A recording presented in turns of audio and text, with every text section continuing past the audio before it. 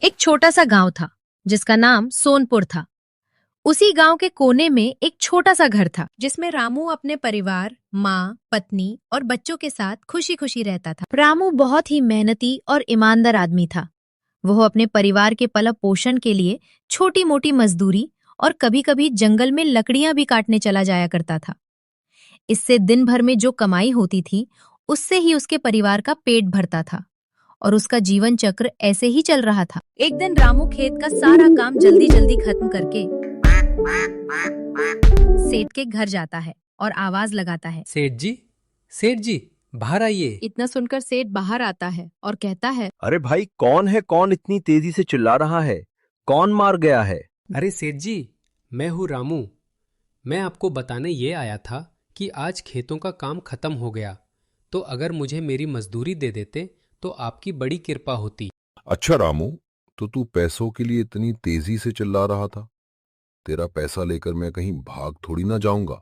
नहीं नहीं सेठ, ऐसी कोई बात नहीं है, लेकिन अगर आप अभी मेरे पैसे दे देते तो अच्छा होता, क्योंकि मेरे घर में राशन नहीं है और मेरा परिवार भूखा है।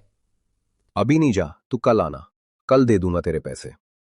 सेठ जी, मैंने मेहनत की है और मैं अपने हक के पैसे मांग रहा हूँ। अच्छा, तो तू अब मुझे सिखाएगा? जा नहीं दूंगा तेरे पैसे। क्या कर लेगा? निकल जा अभी इसी वक्त मेरे घर से। पता नहीं कहां से आ जाते हैं मुंह उठा के। ऐसा सुनकर रामू उदास मन से अपने घर की ओर चल देता है। रामू घर पहुंचकर अपने पत्नी से सारी बात बताता है। इसके बाद उसकी पत्नी घर में जो थोड़ा सा अनाज था उसे पकाती है और सब लोग खाना खाकर सो जाते हैं। अगले दिन रामू सुबह उठकर जंगल में लकड़ी काटने चला जाता है।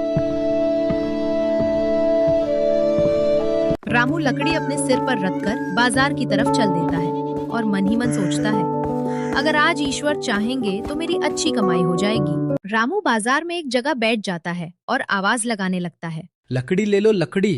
अरे भाई, लकड़ी ले लो, एकदम सस्ती लकड़ी। तभी वो एक आदमी आता है और कहता है, अरे भाई, लकड़ी कैसे दे रहे हो? क्या भाव लगाया? आइए मालिक, आइए, ले लो मालिक, मात्र 100 रुपए की इसके है। बाद वो आदमी उसकी सारी लकड़ियों को खरीद लेता है। रामू घर पहुंचकर सारी बात बताता है और उस दिन उसका पूरा परिवार खुशी खुशी खाना खाता है। लेकिन अगले दिन ईश्वर न जाने क्या परीक्षा रामू से लेना चाहता था। अगले दिन सुबह सुबह ही घमासान बारिश होने लगती है और घर में एक भी दाना राशन नहीं था। इसीलिए रामू जंगल में लकड़ी लाने के लिए चल पड़ता है।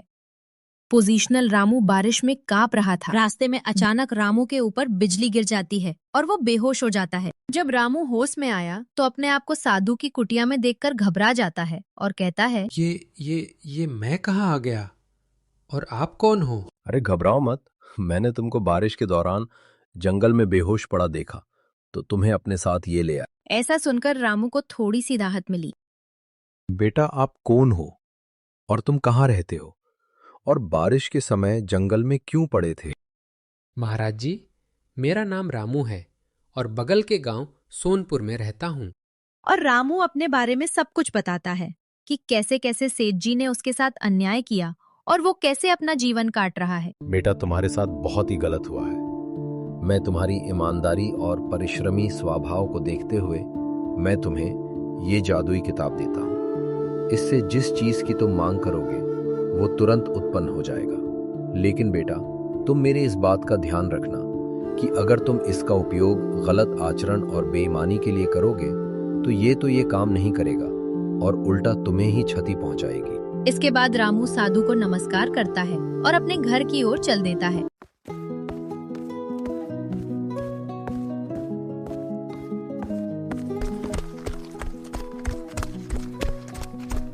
रीमा रीमा, ये देखो आज मैं क्या लेकर आया हूँ। क्या है? क्यों इतनी तेजी से चिल्ला रहे हो? क्या हुआ? क्या लेकर आए हो? ये देखो, ये एक जादुई किताब है। इससे हम मांगेंगे वो हमें मिल जाएगा। अरे पहले से अजमा तो लो, फिर इतना खुश हो ना। रामू किताब को बीच में रखकर कहता है, हे जादुई किताब, मुझे एक बहुत बड़ा सा घर दे दो। और जैसे ही रामू ये शब्द कहता है उनका वो छोटा सा घर एक बड़े से महल के रूप में बदल जाता है और ये देखकर रामू का पूरा परिवार खुशी से झूम उठता है। अगर आप लोगों को मेरी कहानी अच्छी लगी हो तो लाइक, शेयर, सब्सक्राइब ज़रूर करें। ऐसी ही मज़ेदार कहानियाँ हम लेकर आते रहेंगे आप सभी के लिए।